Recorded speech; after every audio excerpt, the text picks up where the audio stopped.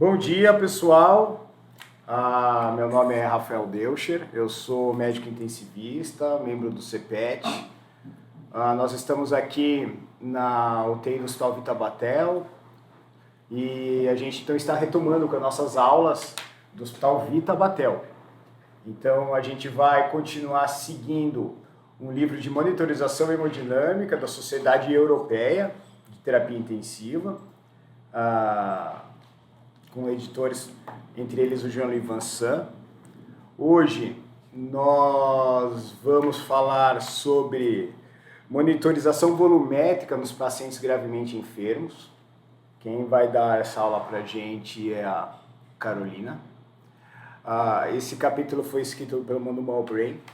É um capítulo complexo, então a gente vai tentar, da melhor maneira, deixar bem claro os conceitos da avaliação volumétrica nesses pacientes.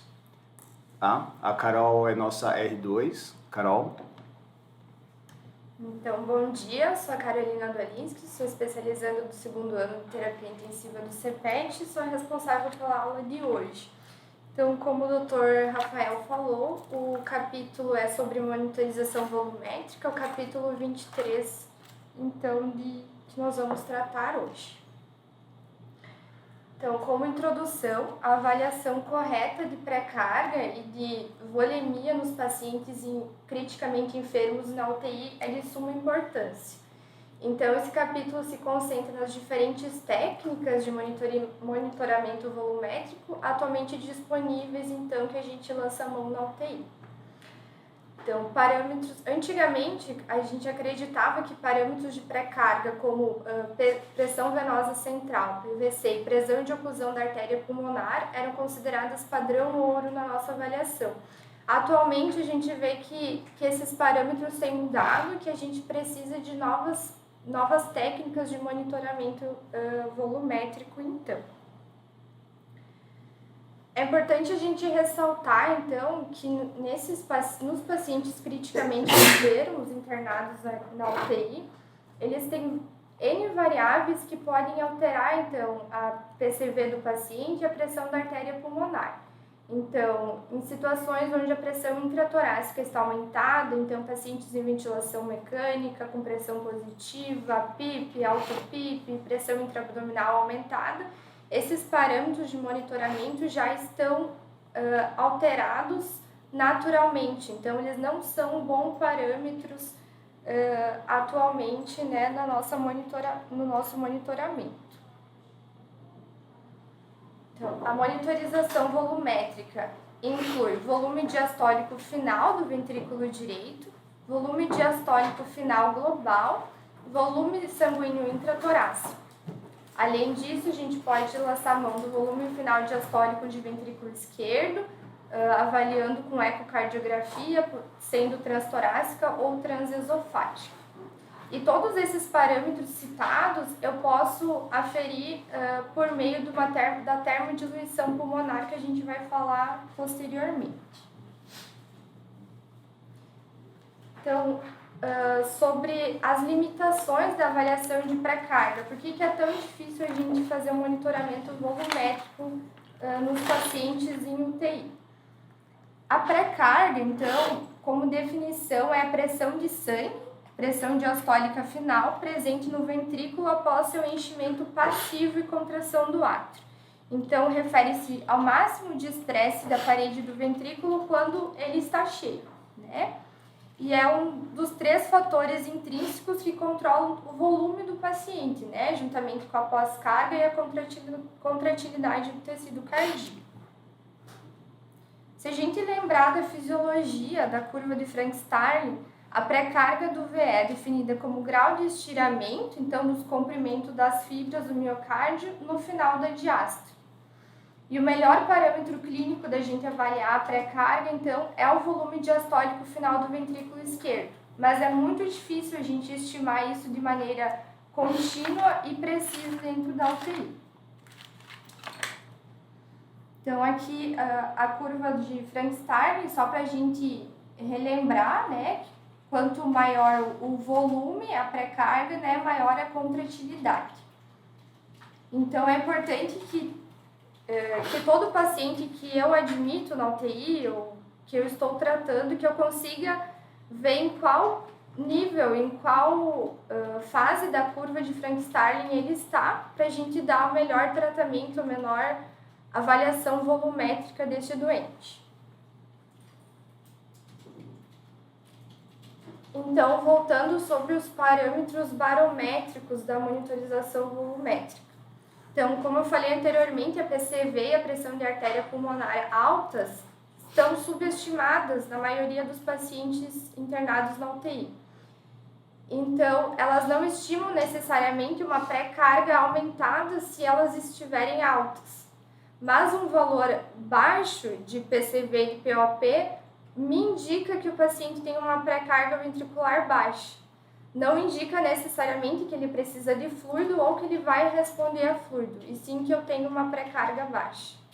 Então, é importante eu ter uma correlação com a fisiologia, né?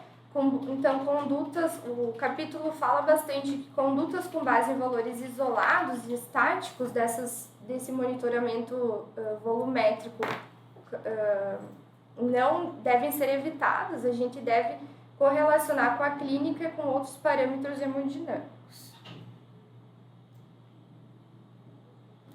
Então, ele começa a citar esses novos monitoramentos volumétricos. Então, sobre a termodiluição pulmonar. É importante a gente lembrar que a termodiluição só pode ser realizada com um catéter de artéria pulmonar e consiste na injeção de um bolus, né, uma alíquota de líquido gelado, pode ser uma solução salina normal, através da abertura do átrio direito. Aqui nós temos uma imagem. Doutor, vocês querem falar sobre a termodiluição? Não, eu acho que você pode ir terminando a aula e eu vou comentando. Mas aqui é a imagem que, na verdade, é um gráfico que eles acabaram colocando sobre como que a gente avalia a termodiluição pulmonar. A gente tem que entender sobre a termodiluição transpulmonar ou termodiluição pulmonar, mas esse gráfico é um gráfico mais ilustrativo, tá? A gente vai precisar compreender esse gráfico em si. Então, sobre o ecocardiograma, então, a gente lança a mão bastante na UTI, né, para a gente avaliar volemia, avaliar contratividade cardíaca, e ele fala bastante nesse capítulo sobre a avaliação do ecocardiograma. Então, pelo eco, a gente pode ver que avaliar a área diastólica final do ventrículo esquerdo, o método volumétrico, que a gente consegue avaliar a pré-carga, e a medida a nível dos músculos papilares, pode ser em eco transtorácico, medindo no corte paraesternal eixo curto ou eixo longo, caso for um eco transesofágico. Então, a área diastólica final do ventrículo esquerdo menor que 10 cm² indica hipovolemia significativa, tendo um gap de 8 a 12 centímetros como normal. Se aumentado mais que 24 cm², sugere sobrecarga de volume, mas novamente a gente deve lembrar que não é um valor isolado que deve definir se o paciente está com uma sobrecarga mesmo. Por exemplo, pacientes cardíacos com uma insuficiência cardíaca, fração de ejeção reduzida, pacientes cardiopatas graves, eles já têm uma hipertrofia concêntrica e já alteram esse valor sem indicar hipervolemia, né?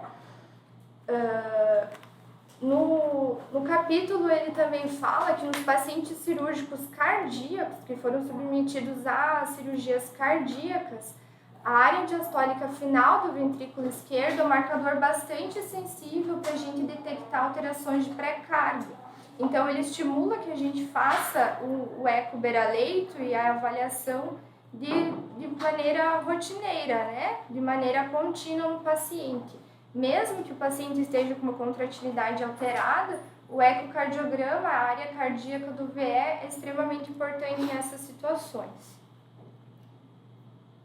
Então, aqui para ilustrar, a gente vê uma área cardíaca aumentada, então, paciente com uma sobrecarga de volume, né, um átrio com 34 centímetros, a gente viu anteriormente que é até 24, né, que eles colocam como sobrecarga. Outro método que eles citam no livro é a análise da bioimpedância elétrica. A gente ainda é um método que está em estudo, ainda não temos muito na prática, né? Eu particularmente não vi que a bioimpedância transtorácica cardíaca, que é um método não invasivo também, permite a estimativa dos parâmetros hemodinâmicos. É uma forma de pleostimografia, utiliza mudanças da impedância elétrica torácica, que eu posso estimar mudanças do volume sanguíneo no interior da aorta e no volume de fluido do tórax. Então, eu consigo estimar parâmetros hemodinâmicos e o status volêmico do paciente. Então, eu acho que eu vou acabar então revisando aqui contigo esses 4 principais pontos. Inicialmente a gente vai falar qual que é a importância da pré-carga. Então, qual que é a importância de você fazer a avaliação volumétrica realmente desses pacientes. Então, a importância é porque fazer volume no paciente é algo extremamente importante, é algo extremamente difícil. Nós podemos fazer volume por diversos motivos. Então, a gente pode fazer volume para ressuscitar o paciente, a gente pode fazer o volume para hidratar o paciente, certo? Para manter o paciente ou para nutrir o paciente. Então, quando a gente vai fazer volume, a gente tem que ter em mente os 4 Ds de fazer volumes, que o volume, qual droga usar, dose de usar, duração que a gente vai usar e o descalonamento. 4 questões que nós temos que fazer também é quando começar o volume, quando parar o volume, quando começar a retirada de volume e quando parar a retirada do volume, certo? E toda vez que a gente vai tratar o paciente grave em si, com diversas drogas, mas principalmente na ressuscitação hemodinâmica, a gente começa com ressuscitação, depois a gente otimiza aquele paciente, estabiliza e descalona, certo? Existe um processo mnemônico Rose, foi o próprio Malbrain, o autor deste capítulo, que propôs pra gente, e aí o E seria evacuation, então seria Rose, ressuscitação, otimização, estabilização e evacuação, que é descalonamento.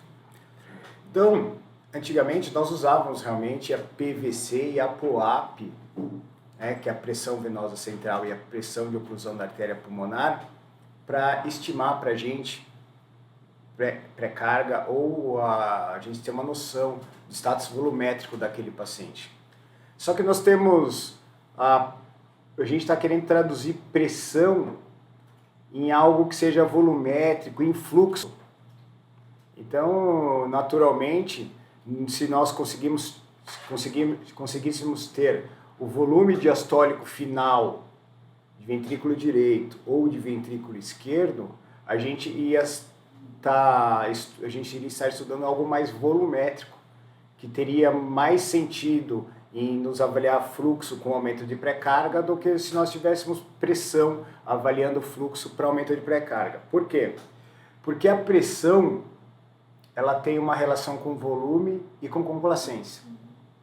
Então, se a complacência daquele sistema estiver alterada, seja por aumento da pressão intraabdominal, seja por aumento da pressão intratorácica, qualquer que for, seja um PIP, né?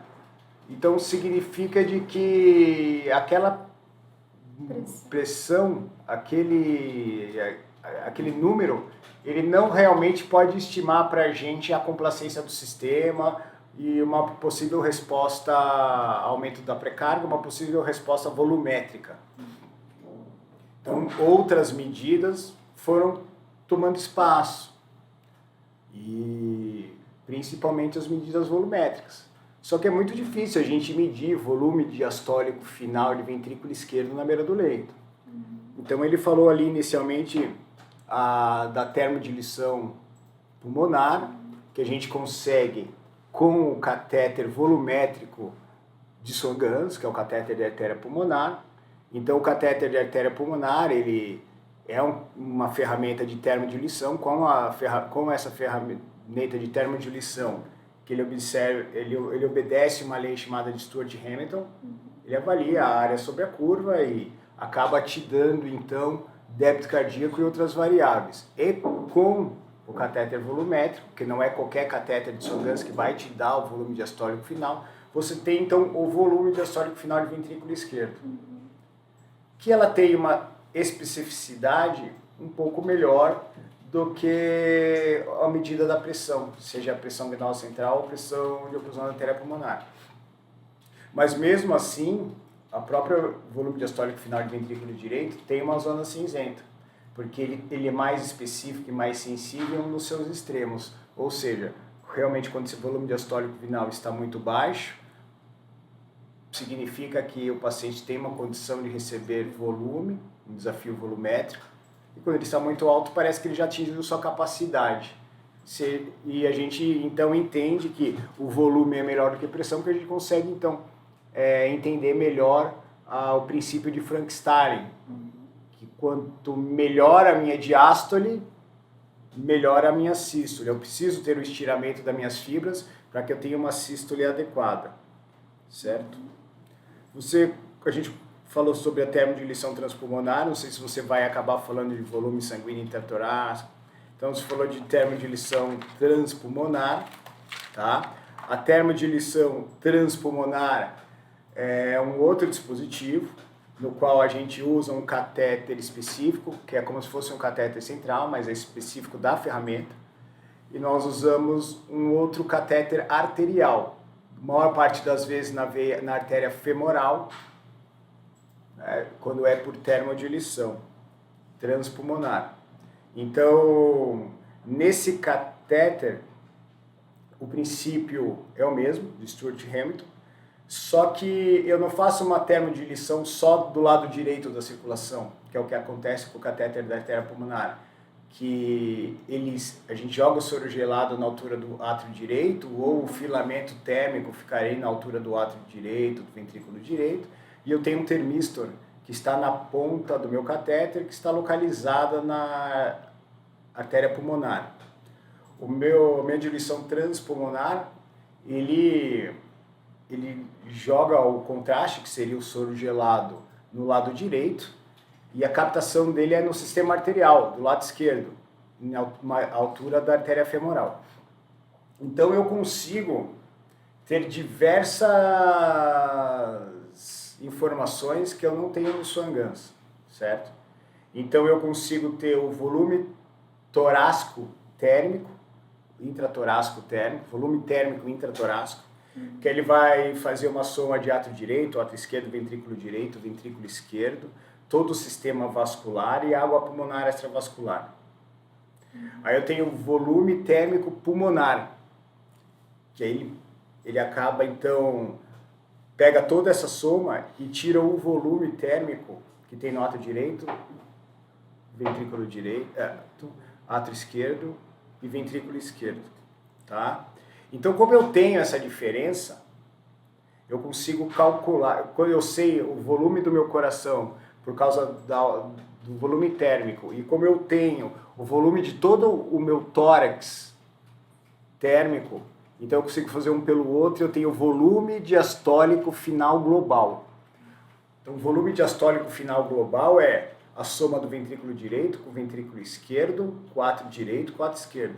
Você imagina, se para nós o volume diastólico final de ventrículo direito é bom, o volume diastólico final de ventrículo esquerdo seria melhor, somar as 4 câmaras te dá uma maior índice de assertividade, então uma maior sensibilidade, uma maior especificidade do método. E apenas os métodos transpulmonares conseguem te dar esse valor. Outra coisa que ele nos dá também é o volume de sangue intratorácico, ou seja, aonde tem vaso, onde está correndo sangue, ele te dá esse valor. Então, os dois átrios, os dois ventrículos e a rede de perfusão pulmonar. Com isso, eu sabendo do meu volume térmico global, eu sabendo do meu quantidade de sangue intravascular e intracâmara, eu consigo ter eu tenho uma informação chamada água pulmonar extravascular, que também nos é importante para decidir e fazer volume. Por quê? Porque a água pulmonar extravascular, com a água pulmonar extravascular, eu consigo entender melhor a fragilidade capilar daquele paciente. Então, se o paciente tem uma água pulmonar extravascular muito grande, é um paciente que já vai estar provavelmente comprometido a receber volume, já que parte daquele volume que você faz vai para encharcar o pulmão, certo? Se você está mal distribuído também. Você consegue avaliar se está mal distribuído e, além disso, você tem um índice de permeabilidade também, certo? É complexo porque são ferramentas extremamente específicas, boas, elas têm a sua indicação, inclusive quando nós pegamos protocolos de monitorização hemodinâmica, mesmo que sejam minimamente invasivos, eles acabam contemplando os métodos transpulmonares, certo? O ecocardiograma avaliando então a área diastólica final de ventrículo esquerdo, também nos é possível estimar o estiramento das fibras, então se esse paciente ele é volumétrico responsivo ou não. Mas o ecocardiograma ele não substitui ferramentas de monitorização que a gente diria que pode ser mais contínuas. Por quê? Porque o ecocardiograma ele deve ser encarado como o nosso novo estetoscópio. Então o ecocardiograma a gente tem que passar na beira do leito do paciente. E não é porque você tem o ecocardiograma que você não vai usar ferramentas mais avançadas no paciente grave, no qual ele pode te dar informações até mais frequentes. Então o ecocardiograma serve sim sempre como uma primeira avaliação, mesmo porque a gente pode fazer a área de ventrículo esquerdo, total, final, diastólica, você pode fazer a avaliação da veia cava, então seja por distensibilidade, seja por compressão.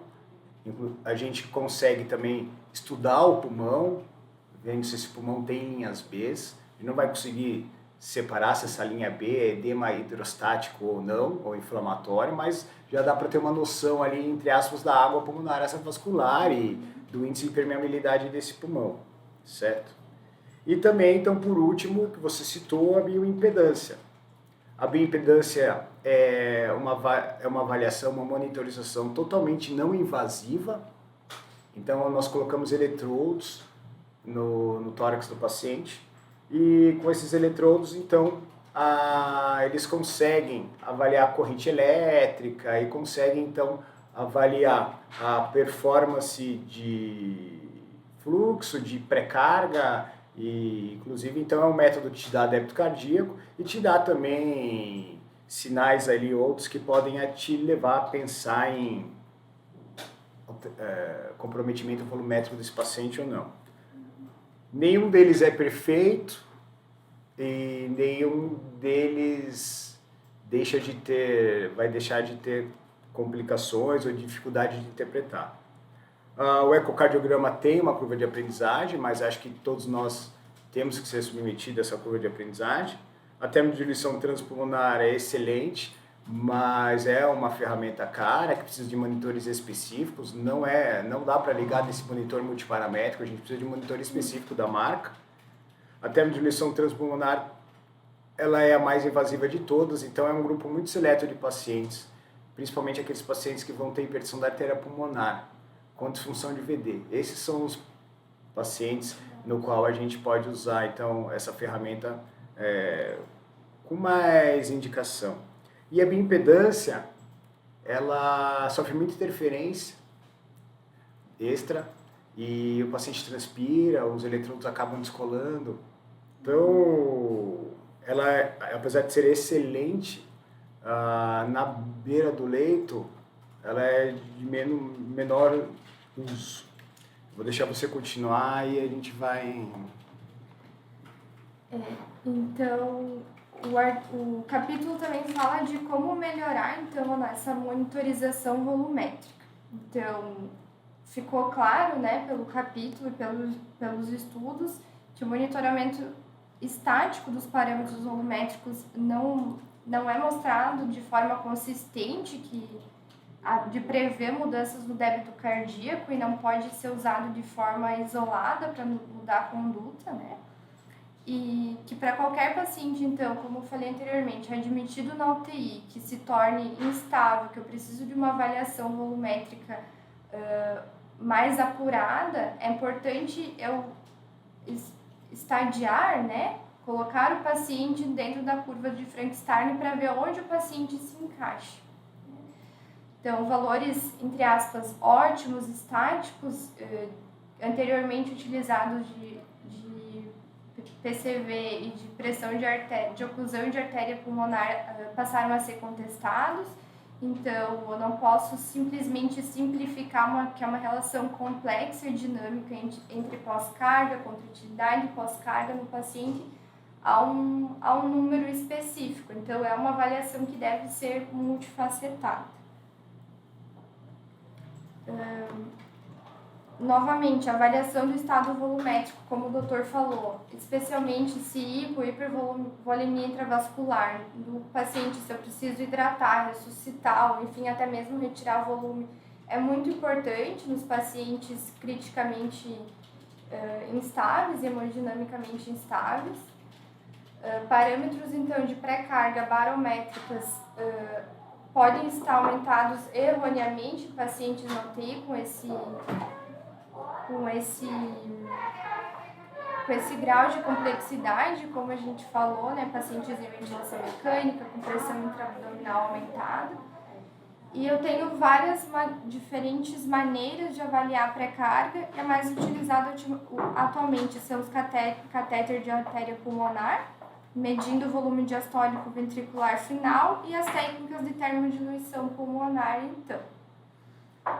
Como o doutor falou novamente, cada técnica tem as suas particularidades, seus prós e os contras e uma curva de aprendizado, que eu devo levar em consideração a avaliação global e beira-leito do paciente de forma individualizada. Parabéns, Carol. Uma aula difícil, porque são termos que ele separou bem o que seria pré-carga e avaliação volumétrica. Né? Então, às vezes, conversando ali, a gente acaba misturando todos esses termos. Mas, para você estimar a pré-carga desse paciente, você, então, pode usar ferramentas pressóricas ou volumétricas. É isso que ele quis explicar no capítulo. As pressóricas, elas podem ser estáticas, e elas são estáticas como a PVC e a POAP, então realmente elas têm uma maior chance de confusão, como foi dito. Só relembrando que nós temos monitorizações dinâmicas da possível fluidorresponsividade desse paciente, com variação de pressão de pulso e variação de volume sistólico. Isso já foi dito em outras aulas aqui do nosso curso.